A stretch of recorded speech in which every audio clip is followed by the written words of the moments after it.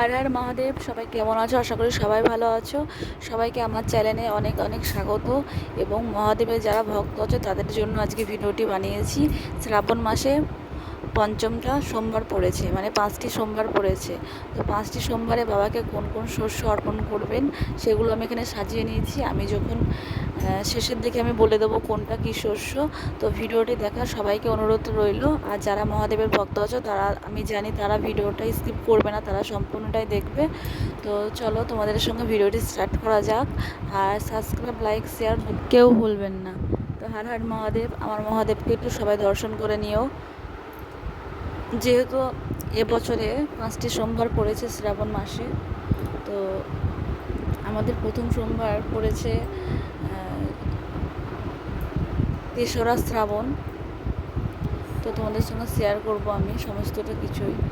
আর যেহেতু সোমবারগুলো আমাদের নিখুঁতভাবে পালন করতে হবে, এবং মহাদেবের যারা ভক্ত আছো, যে যারা ব্রত করছো তাদেরকে বলি, ব্রত করা সত্যি অনেকটা ভালো। যেহেতু এই ব্রত পালন করলে নিজের সংসারে মঙ্গল কামনায় করে, আবার নিজের শারীরিক সমস্যা এবং রোগবাগ দূর হয়।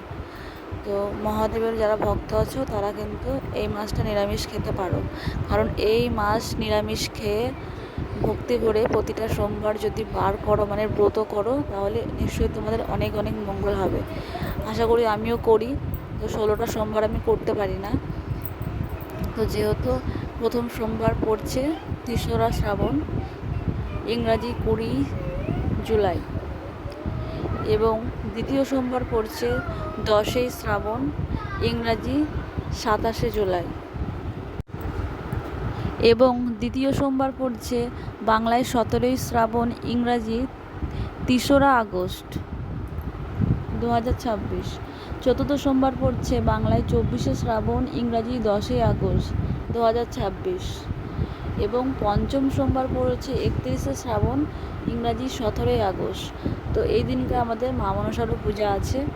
তো বিশেষ করে এই ব্রত পালন করা অনেক অনেক সৌভাগ্য মনে করা হয়। দেবাদিদেব মহাদেব অনেক অনেক সন্তুষ্ট হয়, এবং এই মাসে শ্রাবণ মাসে মহাদেব অনেকটা জাগ্রত থাকে। আমরা তো প্রতি বছরেই সোমবারে সোমবারে বাবার মাথায় জল ঢালি, কিন্তু বিশেষ শ্রাবণ মাস, অনেকে বলে শ্রাবণ মাসটা বাবার জন্ম মাস, এবং অনেকে বলে প্রিয় মাস। তো এই দিনকার সাদা সুতির বস্ত্র এবং সবুজ সুতির বস্ত্র অনেকে পরে ধারণ করে এবং পূজা করে। তো এটি খুব শুভ মনে করা হয়। তো অনেকে আবার সবুজ চুড়ি পরে, তো এটা খুব শুভ মনে করা হয়। তো আপনারা যেমন পারবেন।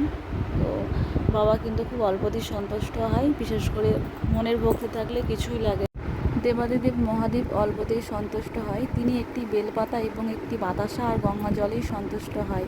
ওনাকে সন্তুষ্ট করার কিছুই লাগে না, শুধু ভক্তিতে ভালোবাসা এবং ভক্তি করে মহাদেবের পূজা করলেই উনি অনেক সন্তুষ্ট হয়।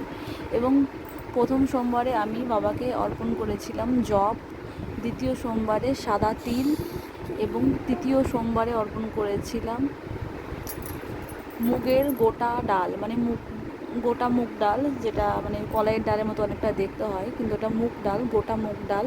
তো এটা আমি তৃতীয় সোমবারে অর্পণ করেছিলাম, এবং চতুর্থ সোমবারে অর্পণ করব গম। আর আমাদের লাস্ট সোমবার, যেটা আমাদের পঞ্চম সোমবার, তো সেক্ষেত্রে আমরা এখানে অর্পণ করব ছাতু। সেই ছাতুটা জবের ছাতু হলে অনেকটাই ভালো হয়। আমি এখানে জবের ছাতু নিয়েছি। তো তোমাদের কাছে যদি গমের ছাতু বা ছোলা ছাতু থাকে তাহলে দিতে পারো। তো আমি আগেই বলেছি মহাদেব অল্পতেই সন্তুষ্ট হয়। তো এই হলো আজকের ভিডিওর মূল কথা। তো সবাই ভক্তি করে মহাদেবকে পুজো করো, মহাদেব অল্পতেই সন্তুষ্ট হয়। মনে ভক্তি থাকলে কিছুই লাগে না। তো আজকের ভিডিওটা এই পর্যন্তই, বেশি বড় করছি না, অনেক বড় হয়ে যাবে ভিডিও। তো এখানে আমি মধু নিয়ে নিয়েছি বাবাকে স্নান করানোর জন্য। তো সবাই ভালো থাকবেন। হর হর মহাদেব।